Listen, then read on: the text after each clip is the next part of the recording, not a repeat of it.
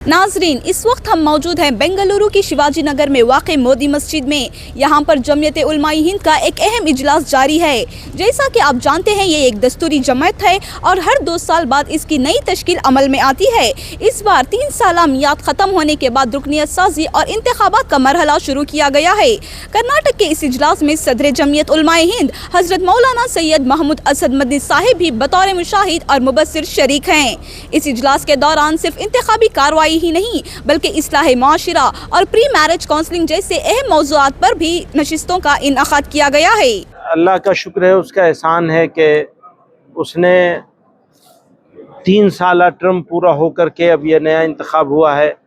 हमारे मुफ्ती इफ्तिखार साहब सदर मुंतखब हुए हैं, पहले से ये काम करते चले आ रहे हैं अल्हम्दुलिल्लाह।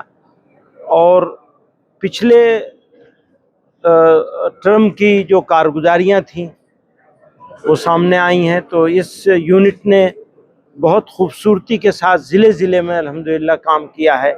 बहुत सारे अज़ला काबिल फ़ख्र है, उनके कारनामे, उनका काम नीचे के लेवल पर पहुंचाया है।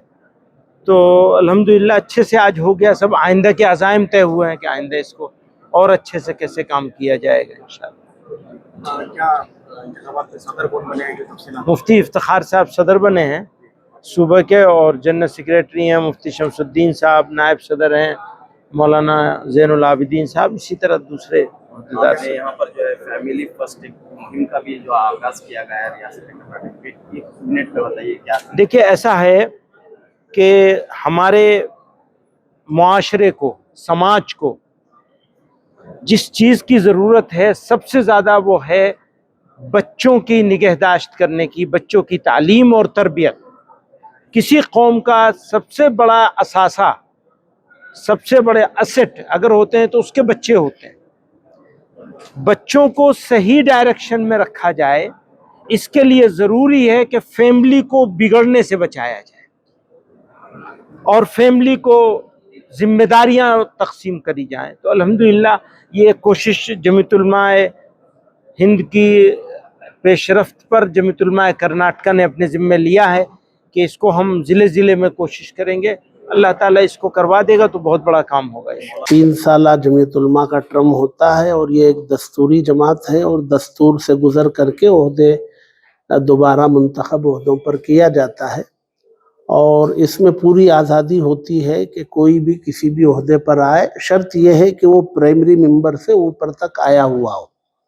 और वोट देने का हक भी उन्हीं को होता है जो बाकायदा इसके मेंबर बने हों और एक्टिव मेंबर रहे हों, उनको हक मिलता है। तो वो टर्म ख़त्म हो चुका था और सारा प्रोसेस भी मुकम्मल हुआ था, लेकिन हम लोगों ने चाहा कि ये सिर्फ इंतखाब ना हो करके अज़ला के तमाम हमारे मुंतज़िमा के अरकान को जोड़कर 2 मौज़ूआत पर उनको वर्कशॉप किया जाए, तरबियत दी जाए और अज़ला में काम खड़ा किया जाए। एक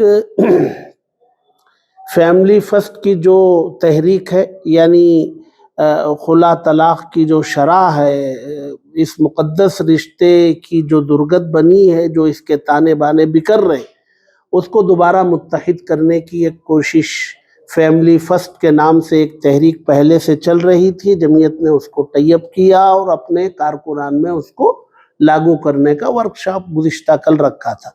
इसी तरह इस्लाह मुआशरा, समाज में मौजूद मुख्तलिफ खराबियों में सरेदस्त जो है नशा और मोबाइल का बेजा और गलत इस्तेमाल है। इन दोनों पर बच्चों को कैसे रोका जाए, जवानों को, ये 24 घंटे का एक वर्कशॉप भी था और साथ में ये आज इंतखाब भी था। कर्नाटक के तमाम अज़ला से इसके मुंतज़िमा के मेंबरान आए हुए थे और इसका तरीक़ाकार हमारे यहाँ इंतखाब का ये होता है कि हमारे यहाँ कॉन्टेस्ट नहीं करते, कोई उम्मीदवार अपना नाम दाखिल नहीं करते हैं और आए हुए अज़ला के ज़िम्मेदारों से मालूम किया जाता है। अगर 1 से 2 नाम हो तो फिर उनसे पूछा जाता है, उन दोनों से, कि भाई ये दोनों में कोई विड्रॉ करने तैयार है या दोनों जो है उम्मीदवार हैं। अगर 2 भी उम्मीदवार रहे तो फिर वोटिंग होती है।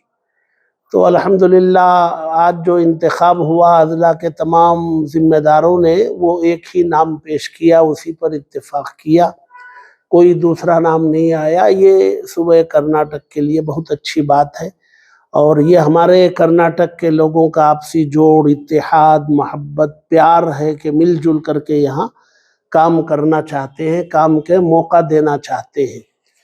تو اس طریق پر یہ گویا کہ باتفاق رائے کل صوبے کی اتفاق رائے سے اللہ تعالیٰ نے اس منصب پر مجھے 8ویں مرتبہ پہنچایا ہے۔ تقریباً کتنے سالوں سے؟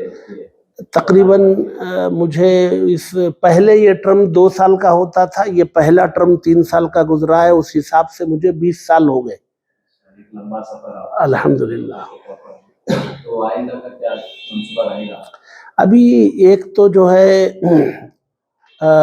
سماج میں موجود جو ہماری برائیاں ہیں ان کی طرف ایک تو ایجوکیشن ہے، تعلیم ہے، اور سماج میں موجود جو برائیاں اور وہ بہت تیزی سے پھیلتی جا رہی ہیں، یہ دونوں، اور ارتداد ایک ہمارا مسئلہ ہے نوجوانوں میں، دین بیزاری اور دین سے دوری اور دین کو ترک کرنے کا جو رجحان ہے، اس رجحان کی طرف ہمیں خاص توجہ دینے کی ضرورت ہے۔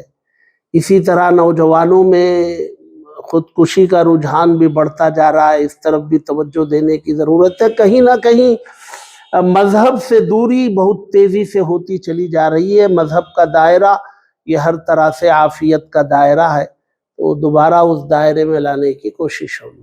ناظرین، آج کی یہ خصوصی نشست اصلاح معاشرہ اور شادی سے پہلے کی تربیت جیسے نہایت اہم پہلوؤں پر مرکوز رہی۔ مولانا مفتی اشفاق صاحب نے بڑی تفصیل سے رہنمائی پیش کی، جسے حاضرین نے بے حد پسند کیا۔ آج صبح 10 بجے سے یہاں انتخابی اجلاس ہوا، جس میں اضلاع کے 450 کے قریب نمائندے شریک ہوئے۔ ان انتخابات کے بعد جمعیت علماء ہند کی نئی تشکیل مکمل ہوئی۔ کہنا غلط نہ ہوگا کہ یہ اجلاس صرف انتخابی عمل ہی نہیں بلکہ سماجی اصلاح کی طرف سے بھی ایک بڑا قدم ہے۔ ایسی ہی مزید خبروں کے لیے دیکھتے رہیں ڈیلی سالار اردو ڈیجیٹل۔